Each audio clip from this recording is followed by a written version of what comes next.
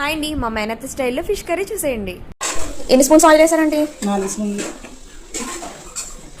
పచ్చిమిర్చి వేసే ముందు లైట్గా వాడాలి. నెక్స్ట్ ఏం వేస్తున్నారు? ఉల్లిపాయ, టమాటా మిక్సీ చేస్తారా? వెల్లుల్లి, అల్లం వేయకపోయినా పర్వాలేదు, జస్ట్ చిన్న ముక్క తీసుకున్నా పర్వాలేదు. ఉల్లిపాయ, టమాటా అండ్ వెల్లుల్లి. మిక్సీ టమాటా ఎందుకంటే గ్రేవీ కోసం కొంచెం చిక్కదనం వస్తుంది, గ్రేవీ ఉంటుంది. బాగా వేపిన తర్వాత ఉప్పు, కారం, పసుపు కలిపిన ముక్కలకి ఇందులో వేసుకోండి. చింతకాయ, చింతపండు, కొంచెం చింతకాయలు, చింతకాయకి చింతపండు కూడా కలిపి రసం యాడ్ చేసి వేసుకున్నాం. కొంచెం ఉడకబెట్టి రసం తీసుకుని రసం వేసుకున్నాం. చేపల కూరలో చింతకాయ పులిపే బాగుంటుంది కదా అండి. చాలా బాగుంటుంది. నెక్స్ట్ ధనియాలు, జీలకర్ర పొడి ఇలా ఉడుకుతున్నప్పుడు వేసుకోవాలి.